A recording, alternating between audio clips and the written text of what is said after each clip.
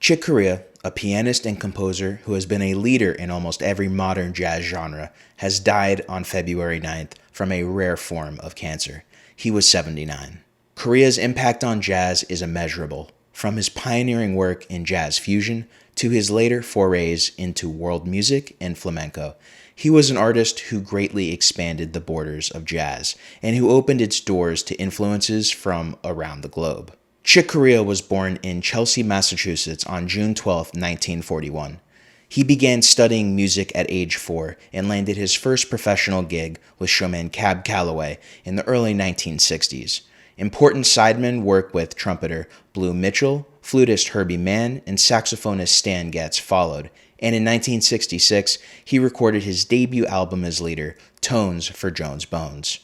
Within a few years, he had achieved critical and popular acclaim for the release of his 1968 album, Now He Sings, Now He Sobs, which was an early showcase for the folk-like compositions and probing improvisations that would become his trademark. His 1972 album, Crystal Silence, with vibraphonist Gary Burton, was a seminal album for ECM Records. After working with his idol Miles Davis through the early 1970s, most notably on Davis's fusion album Feliz de Kilimanjaro, Bitches Brew, and In a Silent Way, Corea went on to form his own fusion band, Return to Forever, with Stanley Clarke on acoustic bass, Joe Farrell on soprano sax and flute, Airto Moreira on drums and percussion, and Moreira's wife Flora Purim on vocals.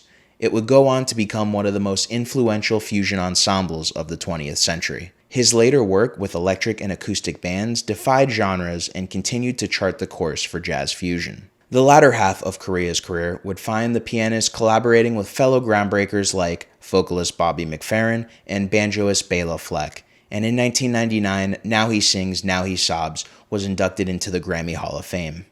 In 2011, in celebration of his 70th birthday, Corea held a 4-week engagement at the Blue Note Jazz Club in New York City, which featured more than 10 groups and 30 bandmates from across his prolific career, reuniting Corea with friends and colleagues such as John McLaughlin, Herbie Hancock, and Wynton Marsalis. The concert was documented in the 2017 album The Musician.